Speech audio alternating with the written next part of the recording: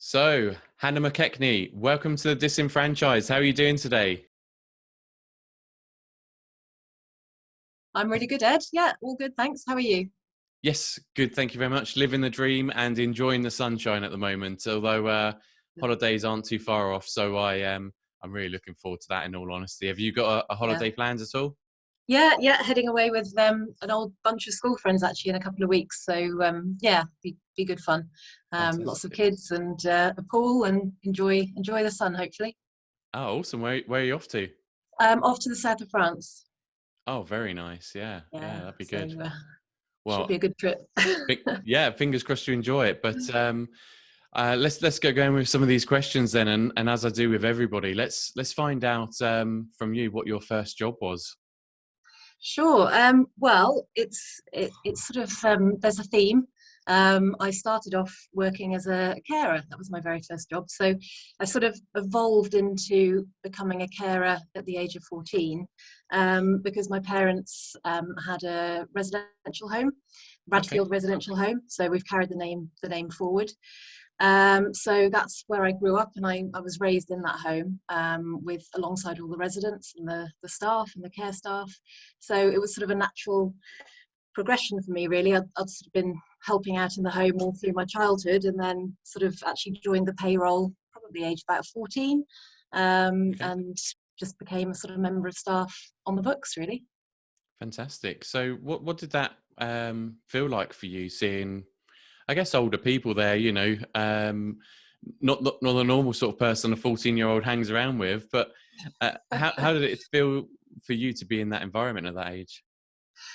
I suppose it was all I was used to, really. My parents set up the home when I was 6, so it was, sort of the majority of my childhood really was spent living in that environment. So yeah, everything I knew.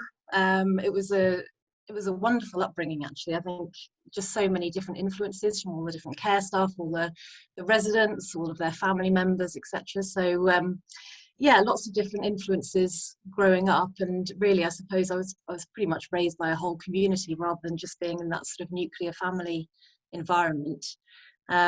So yeah, it was just a normal sort of existence for me. But my friends used to love coming around because it was just so different to what they experienced at home.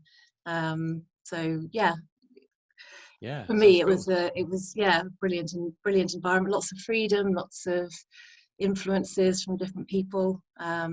So yeah, really good. Yeah, I bet there's a lot of characters actually thinking about it, in there that have lived some really interesting lives, can share stories and teaching you games and tricks and things like that, I'd imagine. Oh, definitely. I mean, one of our sort of very early residents, I used to hop into bed with her for a cuddle in the morning before I go to school because I was only 6, and Yeah. she sort of loved having the sort of surrogate grandchildren around, and I was happy to play the part, and um, yeah, so no, it was really nice. And yeah, as you say, lots of different influences. I mean, some of the residents were really sort of living into sort of a ripe old age. We had one chap who had his 100th birthday, and he was born, in the sort of 1800s. So Oh, it wow. was quite an interesting sort of exposure to lots of different people with different lifespans, and yeah. Excellent. Excellent. So obviously, I'm assuming this working then was while you were in education, and at that point when you're sort of ready to leave education, did you carry on working with the family business, or do you have kind of aspirations to do something else? I ended up becoming a doctor, so I went down the sort of medical route. I think it was sort of that early grounding in care and all Yeah. of that exposure and experience just sort of naturally kind of pointed me in that direction. Okay. And did you So specialize at all? that's yeah, I ended up becoming a GP. Okay.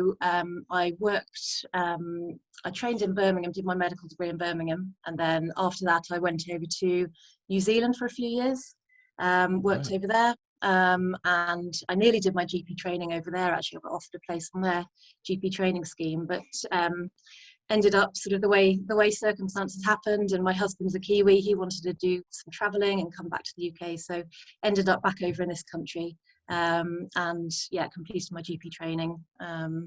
Worked as a GP for a number of years, and yeah, that really was sort of I think a bit of a pivotal influence alongside other things in order, setting up the reasons why we set up Radfield was some of the sort of being able to see firsthand as a GP what care people were receiving and the quality of that care,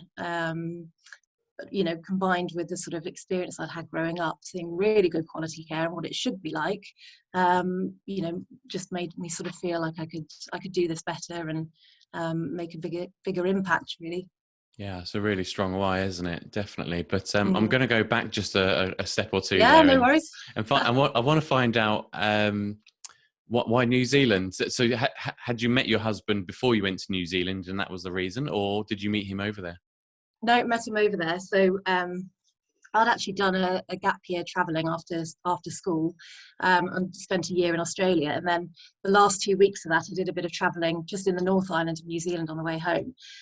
Loved it and knew it was somewhere I wanted to go back to. So sort of bookmarked that one really, and came back to it after my medical training and thought, right, there's an opportunity to go and work somewhere else, work in another country. So the sort of the medical qualification was just a really good way of leapfrogging into a different health system, and working over there, and yeah, so I ended up working there for just under 3 years, and met my husband when we were out there, and yeah, so really great experience, and yeah, loved it. It's different sort of health setup over there, compared I was to the going to NHS. ask you actually, what's the kind of the differences? Because obviously in the UK we're pretty lucky to have the NHS.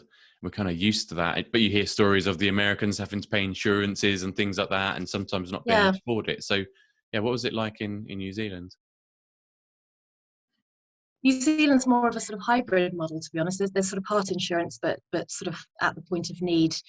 Some of it's free, some of it isn't. So you pay to see the GP, but if you've got an emergency situation, then you can go to hospital and it's free at that point. But it may be subject to change. I mean, that was quite a lot of time ago now. I was working in that system, so I wouldn't like to comment how it is now, but that was kind of how it was when I was working over there. But much less strained health service. So people would come into A&E and they'd just get straight into a MRI scan if they needed it immediately, or a CT scan. There was no sort of waiting and delays. So yeah, really nice to see how a sort of health system can be run differently and more efficiently. Excellent. And what was the elderly care like in New Zealand? Did you get any exposure to that at all? A little bit. Again, it's a different structure over there. So I didn't have an awful lot to do with that. I was working in the hospital system. So not an awful lot of exposure to it. It's more when you sort of jump into community care, so GP, for example, that you get more exposure to those community-based services. But yeah, I think the care system's pretty good over there, but it's I'm sure if you ask lots of Kiwis, they might have a different opinion on that one. I'm sure. So the reason I'm asking those questions is just see what comparatively it's like to the UK, really. So perhaps if we look at it from a slightly different angle, then as to you've grown up in your parents' residential home, care home. What were you seeing in the community then that kind of worried you or gave you that drive to make a bigger impact, to do something different? What were the kind of some of the disappointing areas for you, I guess? Yeah, I suppose it was just lots of anecdotal experiences. GPs didn't really have an awful lot to do when I was working as a GP. Didn't have an awful lot to do with sort of that arranging care. It's always very much been sort of handed over to family members or to clients themselves to sort that side of things out, or sometimes social workers would be involved in that sort of process, but so more listening to people or going on home visits and just hearing how carer didn't turn up today, or they meant to stay for an hour and they popped in for sort of at best 10 minutes, and all the sort of typical things that you hear in the home care sector. Not enough travel time, not enough money in the system, etc. But really it's more the sort of the actual care delivered, I think, is where I found it really quite shocking. It's just, people's wishes and not really being respected. I think we've come a long way in the last sort of 15 years or so in terms of there's more respect for elderly people. I think there's a long way to go in that, but I think generally people's views and wishes are more taken into account now. There's been a real drive to sort of provide person-centered care, so keeping the individual at the heart of the care journey and making decisions. So there's lots of improvements have happened since that. So sort of having those touch points, looking at how people were receiving care prior to that, decisions being made, people being spoken over as though they're not important, their views aren't relevant in terms of what care they're receiving. So things, lots of little things, I think, like that sort of coming together just made me think, hang on a sec, this isn't very good. Yeah. There's better ways to do this. And just simple things, simple humanity elements, treating people with respect, giving them choice, respecting their dignity, privacy, all of those sorts of things that I was being able to sort of hear about, not being taken care of, not being looked after, so lots of reasons, I think. Yeah, I think most people will have heard stories like this, and it's not going to sound too unfamiliar to people, really, is it? What you're saying there, especially the kind of respect kind of thing, and hopefully, like you say, that's on the change. And I guess big part of that is your business now. So I'm interested to find out when you started that, and how did you come up with the idea of building out this brand? Because I guess you could have gone and worked in your parents' residential care home still and supported them in the family business. So yeah, why go out on your own? And yeah, I think just to sort of pull that journey back a little bit, I was never, my parents obviously set up their own business, but they were very much, I wouldn't say they were particularly entrepreneurial. I think they were more focused on delivering just a really good quality of care and creating a lovely environment, and the money wasn't really a consideration. It was, just that was their sort of primary focus.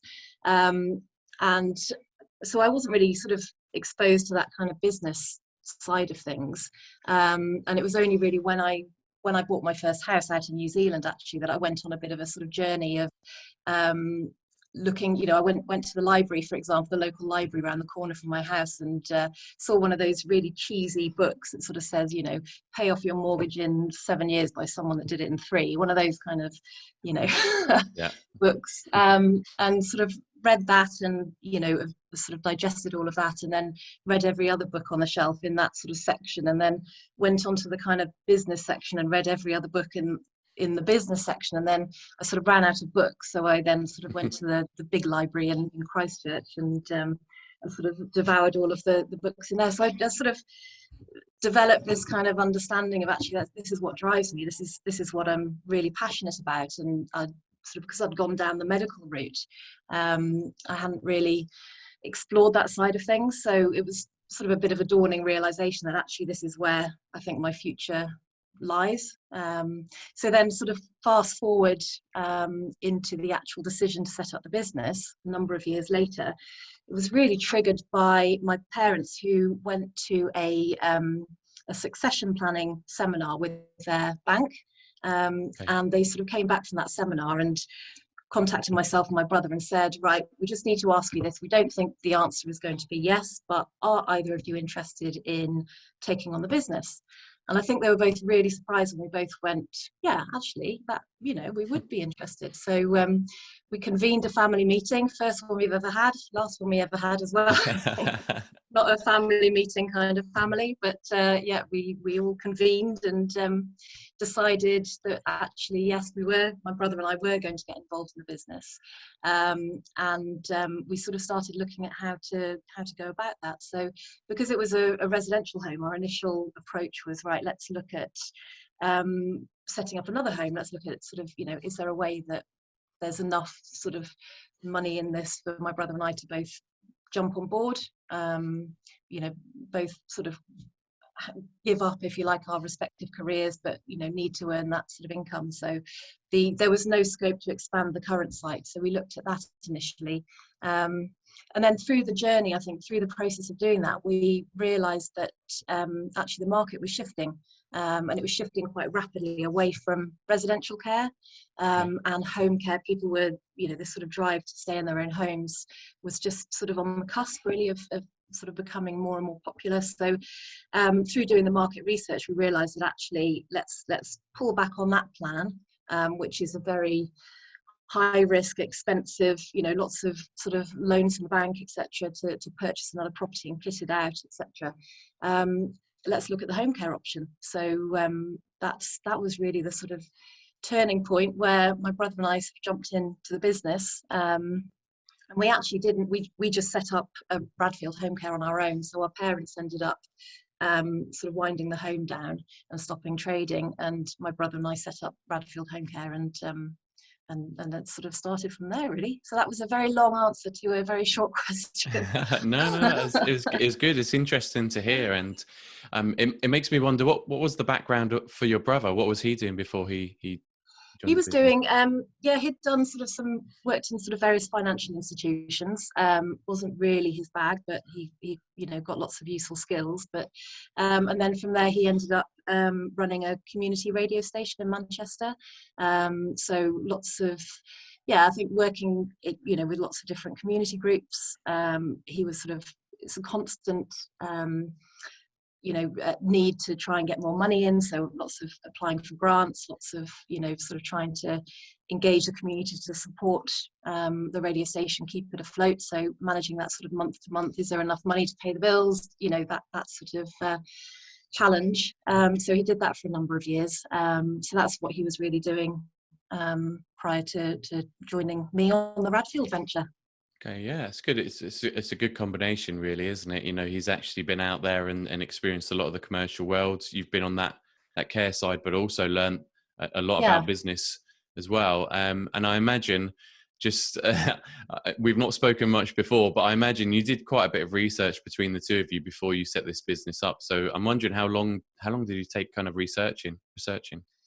Yeah, I mean, at the time I was living down in London, and my brother was up in Manchester. So the process of setting up, obviously, it's a regulated service, so you've got to go through sort of registration with, it was a different regulator then, but it's now the Care Quality Commission, and that process takes quite a long time. So in doing that, you've got to provide a lot of documentation, which means you've naturally got to go through quite a process looking at local market, etc. But yeah, I mean, we'd already sort of done quite a lot of research, looking at competitors, looking at charge rates, looking at what services are out there, how we could come into this marketplace, how could we do things in a different way, how would we attract staff, etc. So and we ended up setting up in early 2008. So we started the journey probably the summer before, 2007, and then we actually launched and took on our first client at the end of March in 2008. So it was quite a sort of lengthy lead-in time to get us to that point.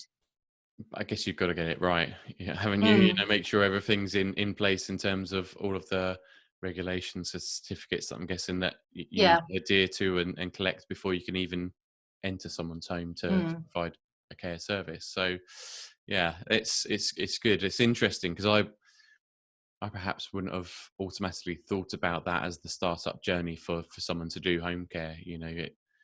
From the outside it can seem pretty simple, right? Just get some carers and off you go. Very deceptive business in that way. I mean, it doesn't take our franchisees as long to set up because obviously it's all very sort of formulaic. The bit that takes the time is still that sort of registration with the Care Quality Commission. That's in their control, not our control. But yeah, we can get people through much more quickly. But for us, we were having to write every policy, every process. We were starting from scratch. So and having to research everything before we created those. And then through that sort of certainly the first year, it was very intense having to, as soon as we encountered a problem, right, we need to write a policy about that, right, and then start capturing that into sort of an operating manual. And, so we really built everything completely from the ground up. So, that took a lot of time. Okay. So in terms of the service that you're providing and the care that you're providing in home, what does that actually kind of look like? Because I'm going to be really honest and say my thoughts when I think about care. It's a lot of clearing up stuff. If you see what I'm saying. I think I can and, see what you're saying. and yeah, I just wonder what is actually the service that you're providing, because I'm assuming it goes beyond just that. Yeah, funnily enough, it does. Yeah. Yeah, I think oh God, there's so many things that our care professionals can and do. You know, we've sort of there's the kind of standard things like meal preparation, medication support, personal care, helping people to bed, you know, up and about. But then there's the real sort of value add things. So, you know, taking people out and about.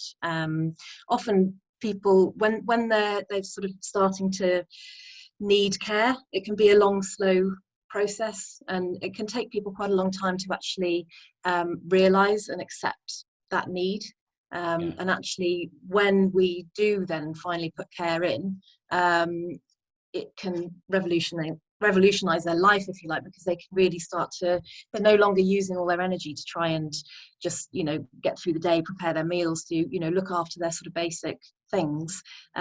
We can help them with that, and then the energy that they've got, they can go and do something that's more beneficial and enhances their quality of life. So go out to the theatre, go out and meet a friend, re-engage with the community.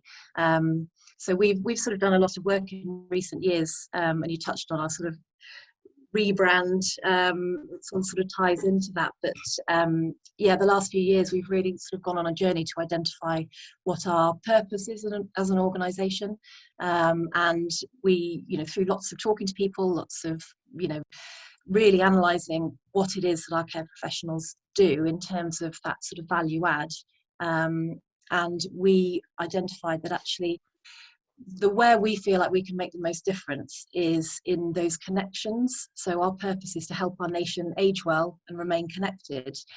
And we've realised that as people age, typically what happens is they start to lose connection to things that matter.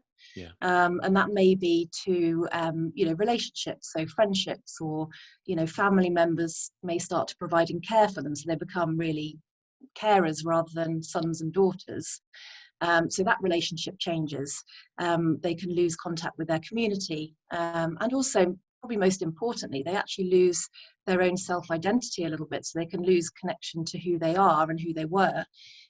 So that's really where we feel that actually, if we empower our care professionals to go in, and at every interaction they're looking at, you know, how can I enhance this client's journey, how can I make their day better, how can I sort of help them connect with themselves, and, you know, so that then can unlock conversation and, you know, talking about what they've achieved in their life or what they want to do, what are their hopes and their ambitions, you know.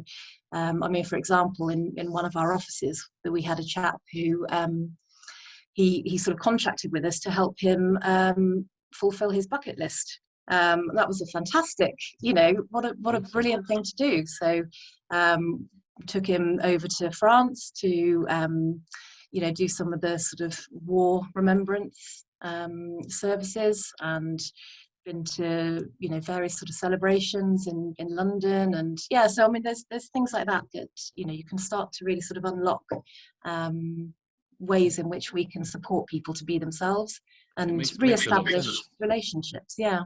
So it isn't just the sort of bog standard, you know, basic things. We can really elevate that and add a huge amount of value.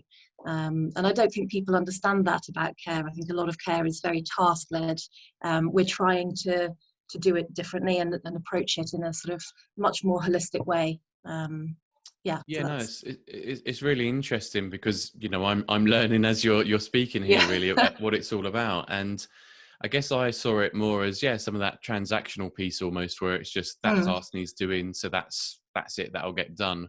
Which, as you were starting to go through that, I was thinking, okay, that's similar to kind of like the business journey that I'm on, right? Where I'm thinking, right, how can I outsource some of the tasks I don't want to do anymore, or I can't do anymore, so that I can focus on the things that I want to do. But you're taking it one step further and then helping those individuals to do those things that they want to do, which I think is really nice. And that elevates it beyond that kind of transactional piece, and actually, I guess, helps with their mental health as well, and keep them active for longer, and mentally active for longer, and as you say, improve that quality of life. So I think it's fantastic what you're doing, and thank you for helping me to understand a bit better this world. No problem at all. Yeah. But you mentioned the word a little while ago, franchisee. So your business is franchised. So when did you make that decision to franchise?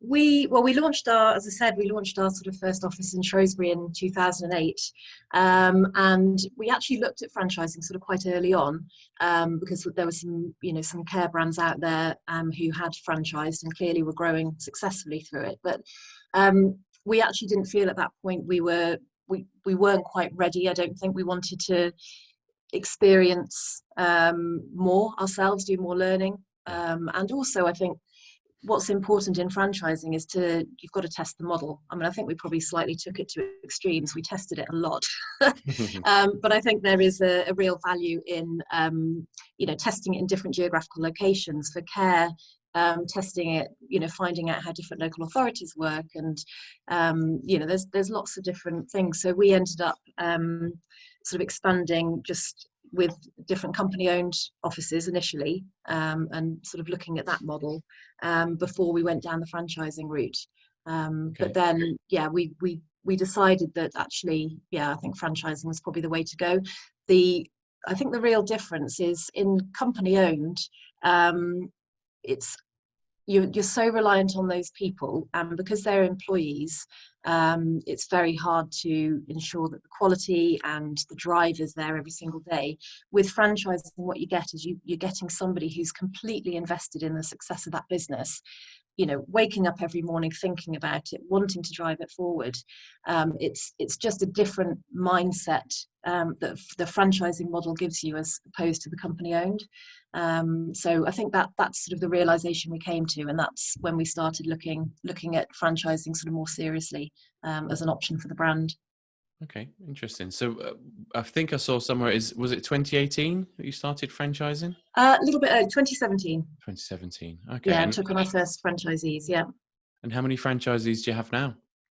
We're just coming up to around 30. Okay, so wow. some are still in the pre-trading phase, just sort of setting up their businesses. But yeah, it's good sort of milestone to get to. Yeah, excellent. And what's their kind of role on a day-to-day basis? Because I'm assuming they're probably not doing the care themselves, are they, from day one? No, I mean, it is, some of our franchise partners do choose to sort of train as care professionals themselves, so they can really experience what it's like for a start, Okay. and also provide a bit of backup. But yeah, very soon they'll be stepping away from that.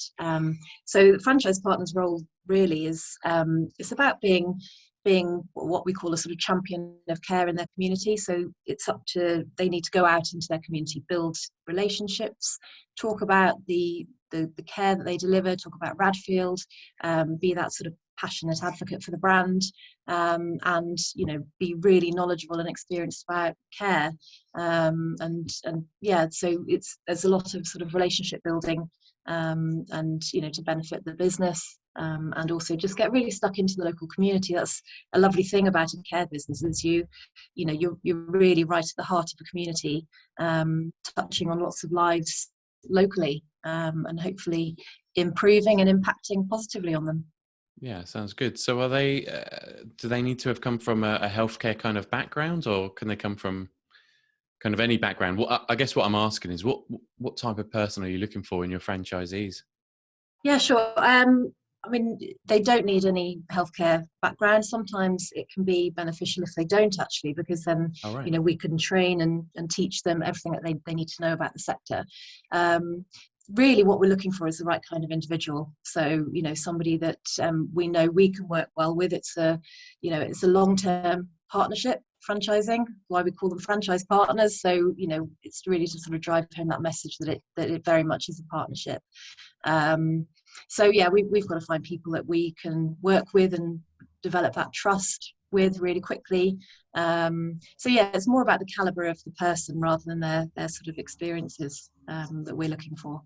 Yeah, that's fair enough, and it makes a lot of sense. And I think it's nice to hear that some of them are starting out, you know, I say on the shop floor, but I guess it's not a shop Yeah. floor, is it really? But you know, on the front line, I suppose, so that they learn what it is that's actually been delivered to their clients, Mm, because then that gives them a good grounding in when they go into the business side of things even more, to know, you know, exactly what they're providing to people. So mm. that's really cool. And I guess a lot of the people that join you then are people that are looking to make an impact on their local community, looking to make a positive impact.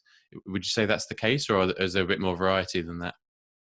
No, I think universally, I think that's the feature, absolutely, and that's something we look for and make sure that people are wanting to come in with that real drive to do that sort of community engagement and get stuck in. I think, you know, post-pandemic, it's a slightly changed world, isn't it, in terms of people are working from home more, so have an Yeah, sure. opportunity to be a bit more embedded in their communities. But pre-pandemic, you know, we were seeing people coming in from, you know, different sectors. But one of the big advantages of this is actually that you can ditch your commute. You know, you're actually working, you know, ideally where you live in your location, building that business and getting stuck into your community. So for some people, I think, who've been in that sort of commuting type role for many years, that's a real attraction to being able to work more locally and really becoming an important person in your community that people look up to and respect. And, you know, you can offer such a vital service. It's yeah, really rewarding in that regard. Yeah, cool. That's good.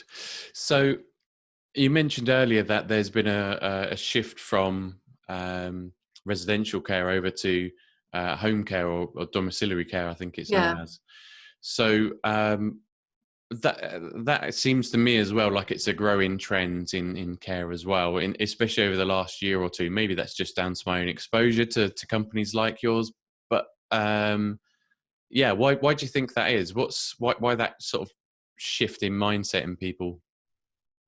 I think it's, I mean, as I sort of said, when we were looking at, you know, doing our market research back in 2007, there was definitely that trend had already started. I think it's, you know, there's a few reasons. I think it's partly the sort of institution based care thing. People don't really want to feel institutionalized. I know care homes have improved massively in recent times, and actually, you know, hopefully it's people feel like it's much more their own environment. But I think still living in your home with all your lifetime collection of possessions around you. And there's a real thing around that, the sort of dining table effect, where, you know, if it's all those sort of family memories that you've built up, and people are reluctant to leave that. So the dining room table is quite a good sort of metaphor, if you like, for leaving your home and having to move into one room in a care environment. If you can't sort of take your dining room table that's got all of those happy memories from raising your children and having family meals around the table, then that's a really significant emotional wrench. To have to make that decision, and often these decisions are made at crisis point rather than in a really sort of planned way, whereas home care is much more scalable and flexible. So, you know, you don't have to make those big emotional decisions when you're just receiving, you know, a little bit of care in to start with. But saying that, it's not necessarily the case that home care is right for everyone. I mean, my dad, for example, he had home care from us for a number of years, and then he took the decision that he wanted to go into a home where he'd go in regularly for respite, but formed really nice relationships with all the care staff there, and you know, he actually chose to go into a home. So some people that's the right decision, absolutely. So yeah, I think that's probably, there's lots of factors, but I think that sort of emotional wrench away from your home is a significant one.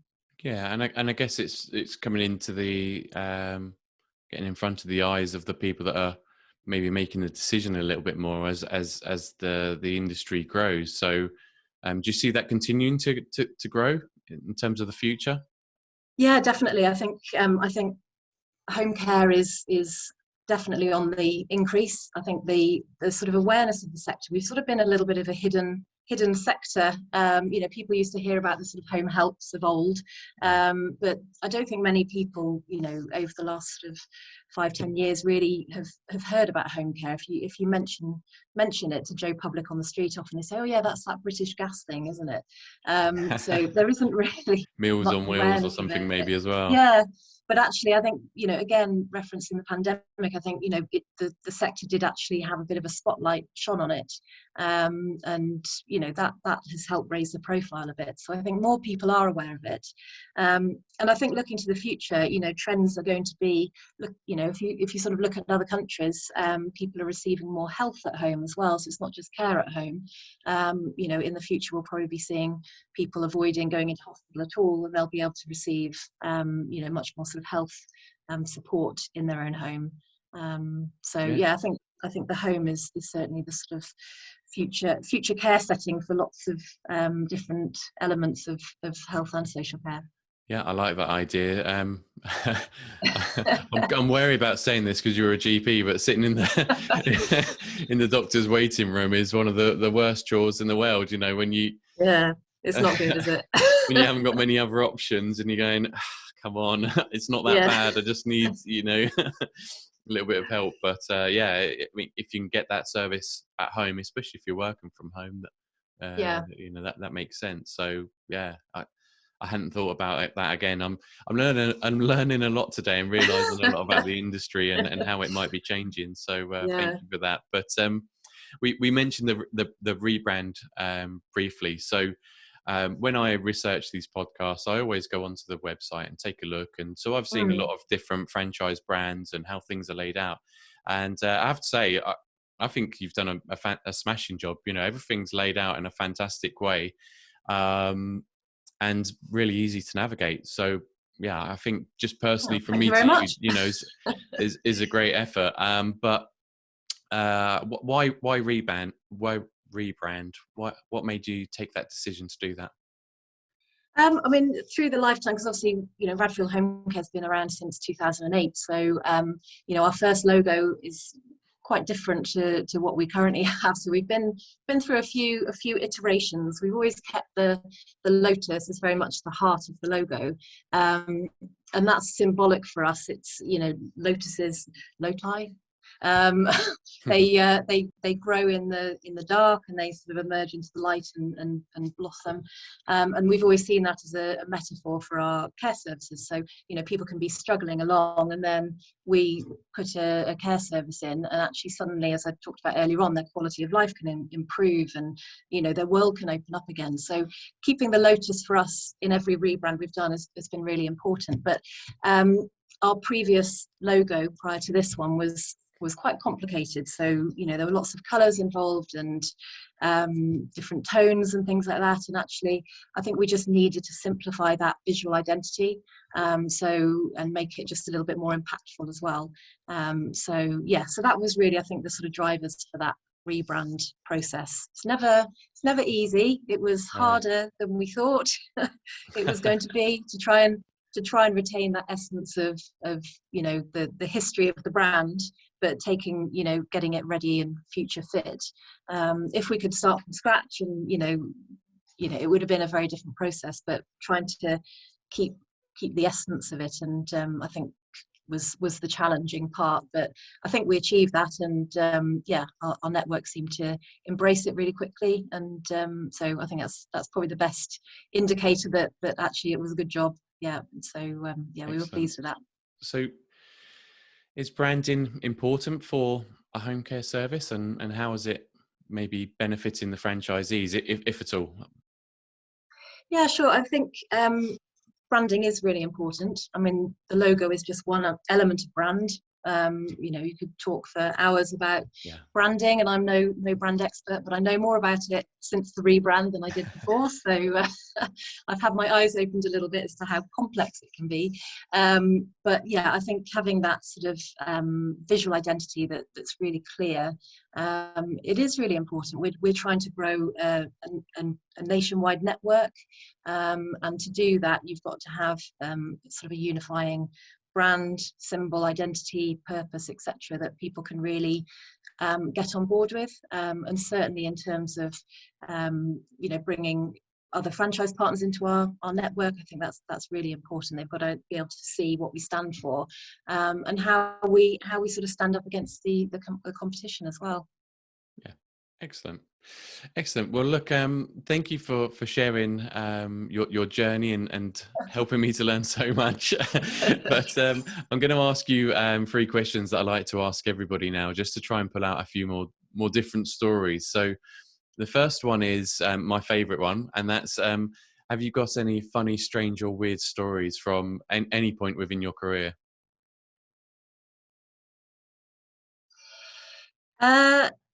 Yeah, I was sort of thinking about this, and I think an awful lot of them aren't fit to share. A lot of I think if Everyone you says ask that. any doctor out there, they've encountered all sorts of equally weird, equally strange, equally horrendous things. So moving swiftly on from that, I think. Oh, you know what, working in the care sector, it's colourful. You see people at their worst, at their best. There's such a huge range, but I think some of our sort of early clients really stick in my mind because I was so personally involved, providing care for them and dealing directly with the families, and trying to sort of at the same time develop the business. And every time something happened, as I said, I'd be then writing a policy, or so for example, we had one lady who her family had turned the gas off because she kept leaving the gas on at home. So the cooker was a gas cooker, so it got switched off. So every time the care professionals would go in, we'd end up with these sort of weird and wonderful stories with how she's cooking her next meal, because she took the cooker being switched off not as a sign that she should no longer cook her meat and 2 veg. She just got a bit more creative with how she did it. So for example, we've had chicken breasts being cooked in the kettle, for example. See, that'd be a TikTok trend now, wouldn't it? It probably would. Maybe she's just an early innovator. Yeah. So every time the care staff would go in there, it would just be, coming out with, oh my goodness, what's she done now? So she really sticks in my mind for just being wonderfully creative, completely unsafe, and an absolute liability in terms of, risk management. But yeah, absolutely fantastic person. Yeah, brilliant. A funny story now, and hopefully that everybody was safe afterwards. But yeah. Yeah, they were, I can assure you. Yeah. Good. Brilliant. So my next question then is, what proud or specifically inspiring moments have you had in your career or life in general? Yeah, I think for me personally, it was back in 2019 when we were named as the BFA's Emerging Franchisor of the Year.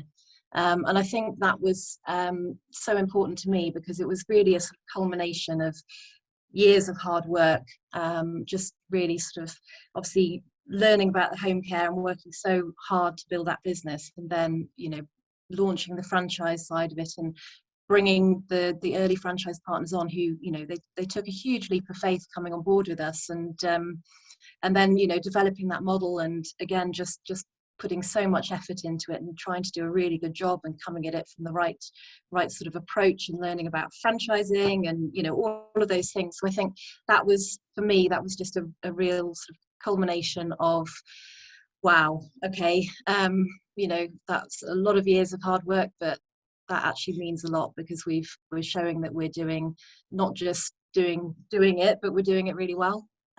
So yeah, as a personal sort of highlight, I think that's one thing I sort of reference really. Fantastic. It's a good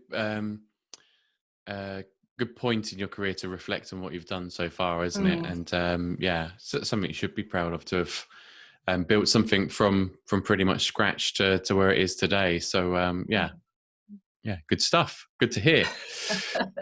So the final question then is, if you were to give one piece of advice to somebody who's about to buy a franchise license, whether it's with your brand or any others, what would that one piece of advice be?